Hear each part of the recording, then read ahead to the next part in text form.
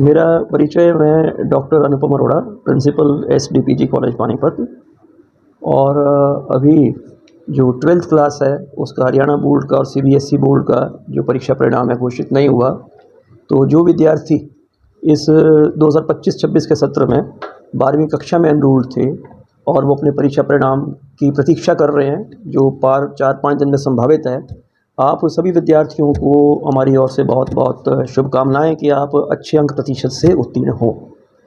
और 12वीं कक्षा के साथ आपकी स्कूली शिक्षा संपूर्ण होती है और अब ये आपके जीवन में एक मील का पत्थर ये समय है उच्च शिक्षा के क्षेत्र में प्रवेश करने का, अर्थात कॉलेज की जो एक शिक्षा है उसमें प्रवेश करने का।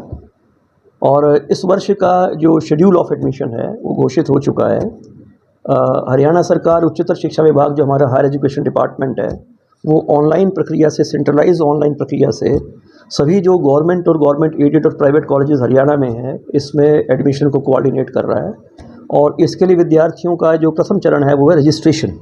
तो 7 मई से रजिस्ट्रेशन की प्रक्रिया प्रारंभ हो गई है और 31 मई तक रजिस्ट्रेशन चलेगा। और 12वीं के जो रिज़ल्ट हैं उसकी घोषणा के अनुसार इन तिथियों में परिवर्तन भी किया जा सकता है, ऐसी हमें सूचना है। तत्पश्चात मेरिट लिस्ट लगाई जाएगी और merit list, first merit list, second merit list. First merit list 11 जून को, सेकंड मेरिट लिस्ट जो होगी वो 17 जून को होगी और फिर 24 जून से फिजिकल काउंसलिंग होगी। इस माध्यम से प्रवेश प्रक्रिया संपन्न इस वर्ष होगी। सर, एसडीपीजी कॉलेज हर बार कोई ना कोई नया कोर्स है, इस बार क्या कोर्स है? इस वर्ष हमने 5 नए कोर्सेज़ का, जो हमारी हरियाणा सरकार उच्चतर शिक्षा विभाग है उनसे एनओसी की एक अनुमति अंडर प्रोसेस है, जिसमें bachelor of journalism and mass communication एक कोर्स है, BA with geography, BA with fashion designing और सर्टिफिकेट कोर्स इन फ्रेंच और सर्टिफिकेट कोर्स इन जर्मन। ये 5 जो हैं विषयों कोर्सेज़ को प्रारंभ करने का इस बार का हमारा एक प्रयास है। नए कोर्सेज़ को बच्चे आ रहे हैं, हेल्प डेस्क लग गए हैं, इससे क्या उनको लाभ मिल रहा है? जो विद्यार्थी रजिस्ट्रेशन के लिए आ रहे हैं उनके सहयोग के लिए महाविद्यालय में हेल्प डेस्क लगाए गए हैं और वहाँ पर हमारा प्रशिक्षित स्टाफ जो है वो विद्यार्थियों को सहयोग कर रहा है। विद्यार्थी अपने दस्तावेज लेकर आते हैं और हमारा जो स्टाफ है उन विद्यार्थियों को ऑनलाइन पोर्टल में आवेदन में सहयोग करता है। क्योंकि प्रशिक्षित स्टाफ है तो कोई त्रुटियां नहीं होती हैं। दूसरी बात ये, उससे भी महत्वपूर्ण क्या है कि महाविद्यालय में काउंसलिंग टीम्स का गठन किया गया है और काउंसलिंग टीम्स को इस तरीके से कॉन्स्टिट्यूट किया गया कि उसमें सभी फैकल्टी के, आर्ट्स के भी और साइंस के भी और कॉमर्स के भी, प्रोफेशनल कोर्सेज़ के भी, वहाँ जो एक्सपीरियंस टीचर्स हैं, सीनियर टीचर्स हैं, उनकी वहाँ ड्यूटी है कि जो विद्यार्थी आते हैं वो काउंसलिंग टीम से इंटरेक्ट करते हैं। काउंसलिंग टीम उन्हें उनके कोर्सेज़ के विषय में, जो सब्जेक्ट पढ़ाए जाएंगे उनके विषय में, उनके कोर्स से संबंधित कैरियर अपॉर्चुनिटीज़ क्या हैं, उस विषय में जो हमारी काउंसलिंग टीम्स हैं उन्हें गाइड करती हैं। और विद्यार्थी जब काउंसलिंग टीम से बात करेगा, उस निष्कर्ष के आधार पर चयन करेगा, तो हम समझते हैं कि वो जो चयन होगा वो उचित होगा, क्योंकि उसके पास निर्णय लेने के लिए अनुकूल जो जानकारी है वो होगी। अन्यथा विद्यार्थी भ्रमित होते हैं और 12th के बाद, स्कूल शिक्षा के बाद इतना एक्सपोजर नहीं होता, जो कोर्सेज ज्वाइन कर रहे होते हैं उनकी जानकारी नहीं होती। तो काउंसलिंग एक बहुत इंपॉर्टेंट कंपोनेंट है और हम आपके चैनल्स के माध्यम से विद्यार्थियों को ऐसी अपील करते हैं कि आप कॉलेज आएँ और ये निःशुल्क है, इसमें कोई आपसे कुछ लिया थोड़ा ना जा रहा है। टीचर से बात करें और अपने लिए उपयुक्त निर्णय लें। और एक बात और जो है वो ये कि वर्तमान की जो शिक्षा पद्धति है वो, उसमें एक आमूल-चूल परिवर्तन आ गया है। जो पहले शिक्षा पद्धति थी उसके अपेक्षाकृत पहले जो शिक्षा पद्धति थी वो सारी नॉलेज बेस्ड थी। अब पिछले 3 साल से जो नेशनल एजुकेशन पॉलिसी 2020 है, इसका क्रियान्वयन किया जा चुका है और जितने हम कोर्सेज़ जो हैं ऑफ़र कर रहे हैं अपने कॉलेज में, वो NEP, नेशनल एजुकेशन पॉलिसी 2020 के फ्रेमवर्क में है। और इसमें और पहले की पद्धति में जो अंतर है, मुख्य अंतर ये है कि NEP के कोर्सेज़ में, जो वर्तमान कोर्सेज़ हैं, इसमें स्किल को नॉलेज के साथ इंटीग्रेट कर दिया गया है।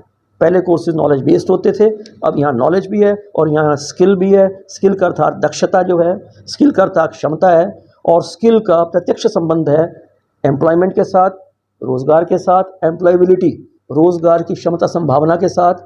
और एंटरप्रेन्योरशिप का मतलब जो उद्यमिता होती है कि आवश्यक नहीं है कि आप कहीं और जाके नौकरी करें, आप उद्यमिता, स्वरोजगार, अपने लिए कार्य प्रारंभ कर सकते हैं, स्टार्टअप हो सकते हैं। कहने का मतलब इन्हीं कोर्सेज़ को पढ़ते पढ़ते विद्यार्थी परंपरागत जो ज्ञान पद्धति थी हमारी, उसके साथ साथ उनको स्किल कोर्सेज़ भी ऑफ़र किए जाएंगे।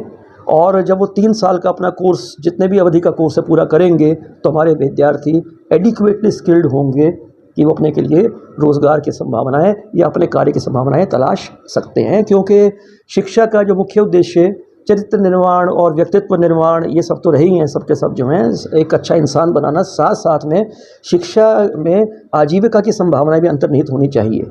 तो जो ये राष्ट्रीय शिक्षा नीति के नए कोर्सेज़ आए हैं, इसमें स्किल को इस तरीके से डाला गया कोर्सेज़ में, जब विद्यार्थियाँ पढ़ेंगे तो स्किल में पारंगत होंगे ही होंगे, और जब वो कोर्स करके बाहर जाएंगे तो फिर ये प्रश्न नहीं होगा कि रोज़गार है या नहीं है, व्यवसाय है या नहीं है, हम कमा पा रहे हैं या अच्छा कमा पा रहे हैं।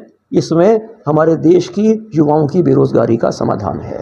सर, स्कॉलरशिप यानी कि आर्थिक मदद किस तरीके से रहेगी? क्या कुछ रहेगा उसमें, कॉलेज का सहयोग या संस्था का सहयोग?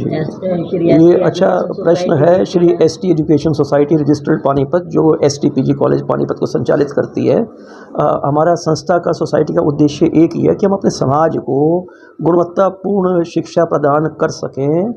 और हमारा उद्देश्य जो है, ये कोई ओनर की इंस्टीट्यूशन नहीं है, मालिक की संस्था नहीं है, ये ट्रस्ट सोसाइटी इस संस्था को चलाती है। तो 3 प्रकार के हमारे कंपोनेंट हैं स्कॉलरशिप्स के। तो एक कंपोनेंट तो ये है कि हमारे मेरिटोरियस स्टूडेंट्स का जो स्कॉलरशिप है, और मेरिटोरियस जो स्टूडेंट्स के स्कॉलरशिप हैं, उनका आधार उनकी प्रतिशत होगी। जैसे 95% से अबव जिसके मार्क्स हैं, उसको 4,000 रुपये का स्कॉलरशिप है। जिसके 90 से 95 हैं, 3,500 का स्कॉलरशिप है। ऐसी ऐसी अलग अलग स्लैब में स्कॉलरशिप्स हैं जो प्रतिशत के आधार पर हैं। एक कंपोनेंट तो ये हो गया। दूसरा कंपोनेंट ये है जो प्रतिशत से संबंधित नहीं है, जो आवश्यकता से, नीड से संबंधित है, नीड बेस्ड फाइनेंशियल सपोर्ट जिसे आप कहेंगे। हमारे बहुत सारे बच्चे फादरलेस हैं और संघर्ष कर रहे हैं, बच्चे पढ़ना चाहते हैं, आर्थिक संसाधन नहीं है। तो जो फादरलेस बच्चे हैं उनको फाइनेंशियल सपोर्ट का, सिंगल पेरेंट जो हैं जिन बच्चों के, उनको फाइनेंशियल सपोर्ट का, और ऐसे बहुत बच्चे हैं जहाँ पर माँ बाप तो हैं, देखिए आर्थिक विषमता ऐसी है कि वो बच्चे को पढ़ा नहीं पा रहे हैं। तो ऐसे बच्चे जो आर्थिक कठिनाई अनुभव कर रहे हैं, आगे की शिक्षा में उन बच्चों के लिए भी फाइनेंशियल सपोर्ट का प्रावधान है। तो कोई भी विद्यार्थी जो किसी भी प्रकार की आर्थिक समस्या से जूझ रहा है, हम आपके माध्यम से संदेश कर रहे हैं, हमें संपर्क करें।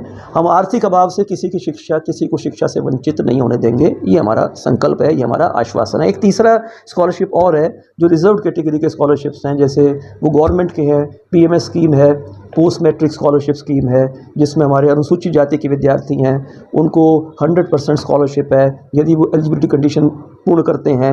और हमारे जो बीसी कैटेगरी के स्टूडेंट्स हैं, उनकी भी स्कीम्स हैं। तो कुछ गवर्नमेंट की स्कीम्स हो गई, कुछ नीड बेस्ड फाइनेंशियल सपोर्ट हमारे कॉलेज की होगी, कुछ मेरिटोरियस हो गया।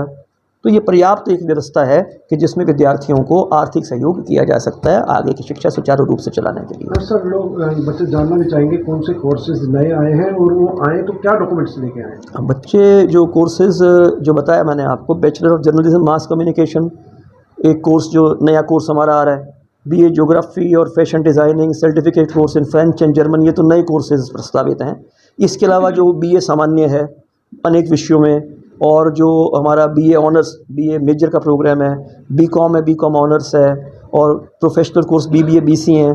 कहीं भी अप्लाई करना है तो उसमें दस्तावेजों की सूची में एक तो हमारा जो ये फैमिली आईडी का जो दस्तावेज हो गया, फैमिली आईडी के साथ फ़ोटोग्राफ हो गया, आधार कार्ड हो गया, अगर रिजर्व कैटेगरी से है तो उसके साथ जो बैंक अकाउंट की डिटेल हो गई, साथ 10th और 12th की सर्टिफिकेट डॉक्यूमेंट डीएमसी तो चाहिए होती है, और ब्लड ग्रुप की इन्फॉर्मेशन चाहिए बच्चे की, और माइग्रेशन सर्टिफिकेट जो है यदि वो सीबीएसई बोर्ड से पास करके आ रहा है। इन दस्तावेजों की आवश्यकता बच्चों से है। और इस वर्ष जो है एक विशेष रूप से जो कुछ और नए प्रयोग करने जा रहे हैं कि एक तो हम अपने विद्यार्थियों के लिए निःशुल्क जो है वो जिन भी कक्षाओं में है, जो बात मैं कह रहा हूँ इसका पाठ्यक्रम से कोई संबंध नहीं है, उनके लिए कम्युनिकेशन की classes, English speaking classes, Hindi speaking classes के आत्मविश्वास से विद्यार्थी अपने विचार को अन्य श्रोताओं के समक्ष अभिव्यक्त कर सके, ऐसी क्षमता का विद्यार्थी में विकास करना, ये भी एक स्किल है जो आज के दिन में कम्युनिकेशन बहुत इम्पॉर्टेंट है। दूसरा जो है, ये विद्यार्थी कोचिंग लेते हैं बहुत बाहर जाकर, कि हमने तैयारी करनी है, गवर्नमेंट जॉब्स की करनी है, एसएससी की करनी है, तो जो जनरल स्टडीज़ है, जनरल नॉलेज है, जनरल अवेयरनेस है, जिसमें इंटरनेशनल नेशनल करंट अफेयर्स भी हैं, ये भी एक मतलब इसमें सहयोग मार्गदर्शन महाविद्यालय में निःशुल्क जो है 1 या 2 दिन टाइम टेबल की सुविधा के अनुसार ऐसी कक्षाओं का संचालन किया जाएगा जिसमें हम विद्यार्थियों को जनरल स्टडीज़ की तैयारी करवाएंगे। तो ये 2 प्रयोग नए करने का इस बार का एक हमारे संस्था की महाविद्यालय की सोच है। और महाविद्यालय में हमारे एसटीपीजी कॉलेज पानीपत में सभी प्रकार की जो अकादमिक क्षेत्र है और क्रीड़ा का क्षेत्र है, सांस्कृतिक क्षेत्र है, सभी प्रकार की जो सुविधाएं हैं, हमारे जो टीचर्स हैं क्वालिफाइड हैं, कम्पिटेंट हैं, कमिटेड हैं, एटमॉस्फेयर जो डिसिप्लिन कॉलेज का बहुत अच्छा ऐसी व्यवस्था की हुई है। हमारा जो इंफ्रास्ट्रक्चर है, लेबोरेटरी इंफ्रास्ट्रक्चर है, कंप्यूटर सेंटर है, कंप्यूटर्स हैं, लेबोरेटरीज़ हैं, उसमें इक्विपमेंट है, सब लेटेस्ट कॉन्फ़िगरेशन का इक्विपमेंट है। कल्चर के लिए जो ऑडिटोरियम की फैसिलिटी है, बच्चों के बैठने के लिए, पढ़ने के लिए लाइब्रेरी की फैसिलिटी है। यदि आप विज़िट करें, विद्यार्थी महाविद्यालय में आएँ और महाविद्यालय की जो एक फ़िज़िकल इंफ्रास्ट्रक्चर है और उसका जो लाइब्रेरी रिसोर्स है और उसका जो लेबोरेटरी इंफ्रास्ट्रक्चर है, एक बार आप आकर भ्रमण करें तो आपको समझ में आएगा कि किस प्रकार की शिक्षा प्रदान की जा रही है, उसका क्या महत्व है, और काउंसलिंग से बात करके उसमें रोज़गार की संभावनाएं क्या हैं, आप बातचीत कर सकते हैं। साथ ही इन सब के साथ साथ के सुविधाओं के साथ साथ वो सुविधाएं सार्थक थी या नहीं थी, हमने शिक्षा प्रदान की, हमारी शिक्षा सार्थक थी या नहीं थी, वो निर्भर करता है कि जो उसके लाभार्थी हैं, हमारे विद्यार्थी हैं, उनकी गत वर्षों में उपलब्धियां क्या रही हैं। इस वर्ष की उपलब्धियों का विशेष उल्लेख करना चाहूँगा। प्रत्येक वर्ष की उपलब्धियों का उल्लेख नहीं किया जा सकता समय के अभाव के कारण, कि हमारे विद्यार्थी इस वर्ष जो हैं भिन्न क्षेत्रों में, जैसे अकादमिक क्षेत्र हो गया, क्रीड़ा का हो गया, कल्चर का हो गया, साइंस की क्विज़ में स्टेट लेवल पे हमारे कॉलेज की टीम फर्स्ट है, 40,000 रुपये का नकद पुरस्कार है। एक और क्विज़ में स्टेट लेवल पे फर्स्ट है, 15,000 का नकद पुरस्कार है। स्टेट लेवल सरस्वती क्विज़ में 25,000 रुपये का प्रथम पुरस्कार हमारे विद्यार्थी का नकद पुरस्कार है।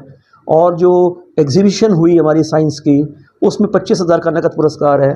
इसके अतिरिक्त जो है यूथ फेस्टिवल जो हुआ डिस्ट्रिक्ट लेवल, वहाँ 1.5 लाख रुपए का नकद पुरस्कार हमारे विद्यार्थियों ने जीता। सबसे महत्वपूर्ण जो स्पोर्ट्स है हमारे क्रीड़ा, उसमें कुरुक्षेत्र विश्वविद्यालय की अनेक जो हमारी प्रतियोगिताएं हैं, डिफरेंट जो स्पोर्ट्स इवेंट्स हैं, उसमें यूनिवर्सिटी चैंपियंस हैं, ऑल इंडिया इंटर यूनिवर्सिटी में, नेशनल गेम्स में, कुल मिला के स्पोर्ट्स में हमारे विद्यार्थियों ने अनेक जो स्वर्ण, रजत और कांस्य पदक के साथ साथ 10 लाख रुपए के नकद पुरस्कार इस वर्ष जीते हैं। बहुत बड़ी उपलब्धि है। साथ ही सांस्कृतिक क्षेत्र में यूथ फेस्टिवल्स हो गए, उसमें recommendation first prize, commendation second prize, Ratnavali में, जोनल में, इंटर जोनल में, कोई क्षेत्र ऐसा नहीं है विद्यार्थियों जिसमें भाग ले सकते हैं जहां हमारे विद्यार्थियों ने उल्लेखनीय उपलब्धियां अर्जित ना की हों। तो एक आपके माध्यम से संदेश देना चाहते हैं आप सभी विद्यार्थियों को, एक बार आप जो भी निर्णय अपने भविष्य के बारे में लें, आप जो भी 12वीं कक्षा के बाद करना चाहें, उस पर कोई दबाव तो है ही नहीं, आप स्वतंत्र हैं। लेकिन उचित निर्णय लेने के लिए पर्याप्त जानकारी का होना आवश्यक है। शिक्षक के रूप में, एक प्राचार्य के रूप में, और अनेक वर्षों से हम बच्चों को पढ़ा रहे हैं, अपने अनुभव के आधार पर मैं कह सकता हूं कि 12वीं कक्षा के बाद अभी विद्यार्थियों में हमारी व्यवस्था के अंदर इतनी उपयुक्त जानकारी नहीं होती, विस्तृत जानकारी नहीं होती, और वह आम तौर पे सामान्यतः देखा है जानकारी के अभाव में जो निर्णय लेते हैं वो उचित निर्णय नहीं होता। हम मात्र आपको ये आह्वान कर रहे हैं, निर्णय जो भी लें एक बार महाविद्यालय में आएँ, एक बार महाविद्यालय में आके संबंधित टीम से काउंसलिंग से बात करें, तत्पश्चात आप जो निर्णय लेना चाहें निर्णय लें। ये विद्यार्थियों के हित में है, ये समाज के भी हित में है। और जो एक देश ने इतना प्रयास करके राष्ट्रीय शिक्षा नीति का क्रियान्वयन किया, इतना इसमें प्रयास किया गया है, तो कम से कम इसकी सूचना विद्यार्थियों को होना बहुत आवश्यक है, और कैसे उससे लाभ ले सकते हैं ये जागरूकता विद्यार्थियों को हो, ये अति आवश्यक है। एक बार आप कॉलेज में आएँ, ये मेरी आप सबसे एक शिक्षाविद के नाते जो है और एक पिता के नाते आप सभी से आपको अपील है, आएँ, बात करें, निर्णय जो मर्जी लें।